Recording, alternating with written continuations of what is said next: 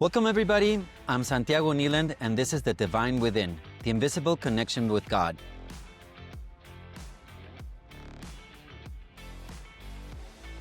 Today, we're joined by Susan Lyon, artist, author, poet, and a lifelong seeker of truth. Her spiritual journey began nearly 5 decades ago, shaped by motherhood and a profound search for meaning. Together, we'll explore the heavenly government and its reflection on earth, asking, are our systems of power purely human inventions or imperfect echoes of divine design? From celestial administration to earthly politics, history, and even Star Wars, we'll uncover how divine order weaves through the story of civilization and what it reveals about our spiritual destiny. Once we start to understand the structures of how things are on the earth, and many times they are reflections of what's happening in heaven, then we kind of start to understand how the evolution, I think that's the most important part, how we are evolving from being imperfect to a little bit, sometimes a little bit more struggle, sometimes not that much, but nonetheless, it's a forward evolution into becoming more heavenly like, in a way we're perfecting ourselves individually, but at the same time there's a whole process, as a whole, as a humanity, and even as a universal family, that we evolve as well. So what can you tell us about this first topic that we're going to be talking about, which is the heavenly ideal? In the universe, government is not a chaos. It's harmony guided by divine law. The celestial model balances justice, mercy, and wisdom through a sacred order that mirrors the executive, legislative, and judicial functions we see on earth. But unlike our imperfect systems, these heavenly structures are transparent, participatory, and anchored in love, reminding us that governance could be if we aligned it with spiritual truth. So what can you tell us about that, Susan? Well, it's interesting that the heavenly ideal is perfect. There's no chaos and all of that. But actually, that is over time. We live in time, space, universe, and all of that works its way out in time. But we're actually living right in the middle of chaos right now that eventually will be gone. But right now, we're actually living lives that are affected by our environment. And we are actually living on a battlefield, a spiritual battlefield right now, where our planetary prince was involved in rebellion, and it has affected all of our lives since then. And we're also suffering from a little bit of confusion and lack of information, which we're hoping to shed some light on in this podcast, right? Yeah, yeah, and this is, I mean, you just mentioned something that a lot of people are living through, and it's chaos, and many times we can kind of feel despair and feel lost in that chaos. But once you see this in the grand perspective, and like you're saying, we live in the universes of time and space, so there is time, that moves us forward, and we weren't created in perfection like the divine realms or the heavenly realms. Sorry, are perfect. We are trying to mirror them, and that's a progress. But um, what can you tell us about especially when we hear about the spiritual chaos and the situation that we're living in? Why do you believe we're in this situation? And well, I mean, let's set the stage here, and then we'll dive a little bit more into how the celestial government is structured. But let's talk a little bit about the times that we're living. Why do you think, in the universal context of time and space, why are we going through chaos? Why is this moment so clearly uh, defined? Everybody can pinpoint that there's chaos. I think everybody's confused right now, and that's creating the chaos between misinformation, lack of information, and honestly, a separation from the spirit that really would guide us if we would just allow it to and engage with the spirit of truth. Jesus' spirit is very powerful. He poured it out upon all flesh. And if we would just allow that spirit to lead us through, I think it would help for us to discern truth and find our way through all of these problems. And part of that is playing out over time so that we have the chance to do that.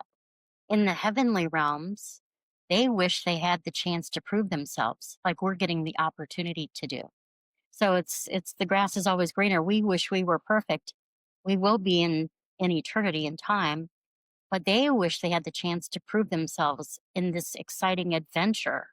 Really, is what it is, of us being victorious over rebellion. This is interesting what you're saying.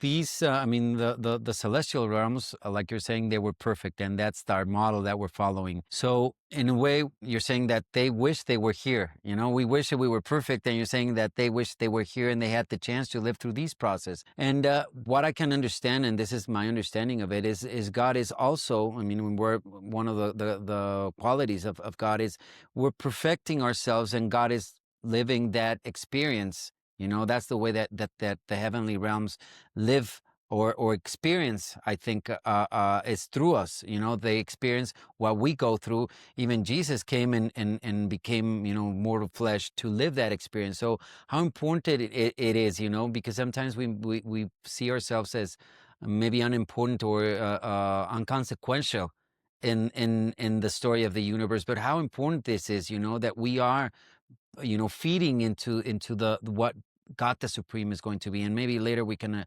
explain a little bit more of what God the Supreme is. Right? The courage that we show right now is the attention of the universe. We are prime time news on this planet right now. We're struggling with, I think, probably what is the final days of this rebellion. Because really, when you think about it, the world, a lot of people believe that the world is still full of demons, when really there are only two left: the planetary prince that was fallen and his assistant. They're nothing but influencers now. And so, Okay. really, the only problem we have are people being confused and being led into, evil, basically. So, where there's a lot of fear of supernatural evil, there really doesn't need to be. We have no reason to fear them because we're protected by Jesus and his spirit of truth. But the whole world is watching as we sort this out. And we have the power as human beings on this planet, I believe, to say, we don't want that anymore. This is our world. This actually, Jesus owns the title to this planet as planetary prince right now. And he's allowing us the chance to reclaim that for him, to say, we don't want any more evil. We want those guys out of here. And there is a legal process in heaven going on to try them, but we could also have them removed from this planet if there were no more sympathy for them, because that's part of the free will process. God allows this all to play out because there is some sympathy left for the evildoers, evidently, on the world, or they would be gone already. So all we have to say is, get everybody on board and say, we're going to live the will of God. We're going to follow those ways, and they would be gone. They would be apprehended and taken out of here. And And further on in the because there's a very specific segment in what the current situation is on Earth, but right now I want to talk about the structure of heaven. You know, and this is very interesting. And one of the things that I understood, you know, at one point is because I saw that, you know, through time in history we came to the, you know, the Enlightenment and these great eras where we had these great ideas of democracy and you know, the separation of powers, and we separated the, you know, the executive, legislative, and judicial. But, you know, I started reading that this is really the model of heaven. It's not something that was here or that we came up with as human beings, but, you know, the circuits, because I mean, it's our minds are, you know, we're all connected, you know, it connects to big, let's say, like a circuit, you know, it's all within the circuits. And through these circuits, these mind circuits, is that we, let's put it in colloquial terms, we download the information and we make these connections. And how important to, because that's interesting. Sometimes, you know, there's a thought in this part of the world and then this part of the world, and suddenly, you know, it's these connections, and then, you know, through time and evolution, we start bringing all this information down, and how we were able to uh, create these celestial attempts at that. No, so I don't know if you can tell us a little bit more of how the structures in heaven are. You know, how the celestial government is really structured. well, obviously the deities are the executive the executive branch, and they set the standard of And who are the deities? the Father in heaven. We could call him the universal Father from everywhere, not just Hmm. our world, but everywhere. And the eternal Son and the Mm. infinite Spirit The and Trinity. Trinity. Yeah. And so Those that are the deities and they're the executives, right? yeah, they really are. And they set up they have creature beings that they've created that come out into the universe and help us. And execute, it's like the governors, right? The governors and then the mayors, and there's a whole, tier system that is also operating throughout the universe, right? And so we know actually one of them personally who came here and incarnated for personal experience as Jesus. Exactly. So we Exactly. know him personally. So, and he told us, when you've seen me, you've seen the Father. So through him, we know the nature of God the Father as And well. that is so particular to us, and especially in this case, we were the selected among a lot of planets to be the lucky ones to receive him. So that is really something very special to us. Now, tell us about the legislative branch of this celestial government. Well, and I think that that is more closely tied to the more local part of our universe, wherever we live. We have, the larger systems that we belong to, and those legislative branches are all representative government from all of the worlds. It's sort of like what we've seen here on Earth as we've attempted They're to. like judges, right? Well, the ancients of days are Okay. that is our judicial, basically. So the ancients of days have been set up by the Trinity. They're ancient beings. They also have all of the resources they know to judge what is true and what isn't. They have advocates that would advocate for us, just like we would do in court here. Yeah. But there's a system of integrity there that you can count on. That is wonderful because, Yeah, that's the difference there. right, we want a judge to be, to have integrity, to also be all knowing basically and know all of the facts and that we can trust we're going to have a fair hearing Yeah. when Yeah. we go. Yeah. And what about the legislative? Because this is tricky. It's like, okay, so does God set the rules? How does that work? Or is it also the God, I mean the Father and the Trinity, the deities? I think that there's separate branches of government, and honestly, the created beings that are attempting to participate in the legislative branch to actually create law for the local part of the universe. Okay. And I believe it would be different, maybe in different parts of the universe, but they would all probably be shooting for the same ideal, you would imagine.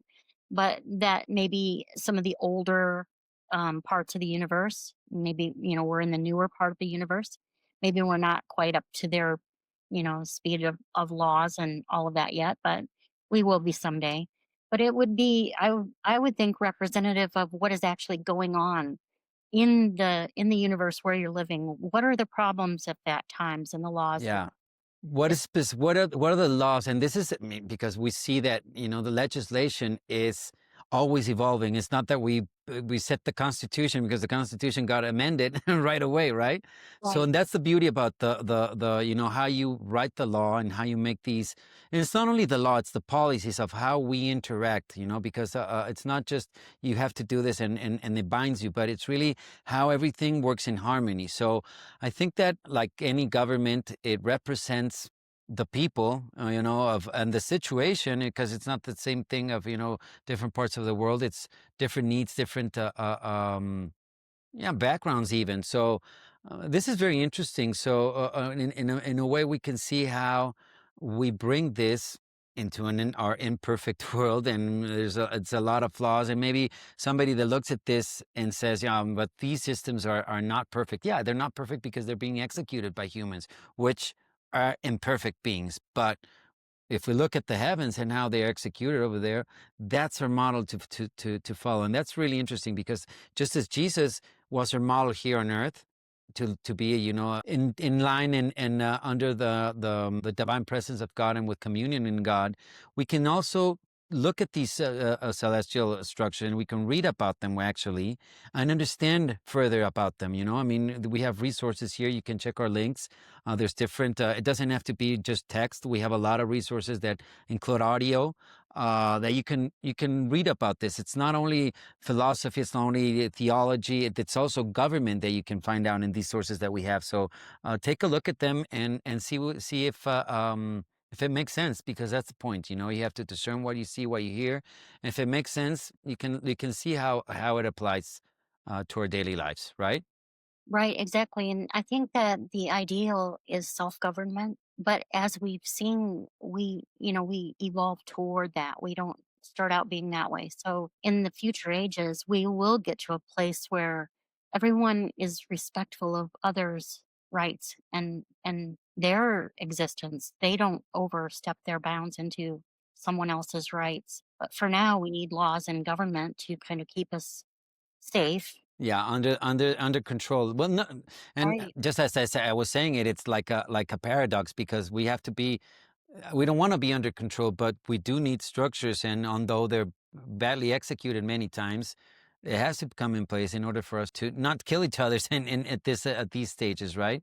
Exactly. I mean, I think I mean, you're in Spain right now, but I'm in the United States. But if you look back at our founding fathers when they established government here, it was a union of states that was trying to create a protection for all, because if they were attacked in one state, they couldn't handle it by themselves. So it was meant to protect from out without and within from tyranny. And honestly, our Constitution is written in Article 5 to actually allow the people to take control back of the government if there is tyranny. Yeah, yeah, And and we're so gonna.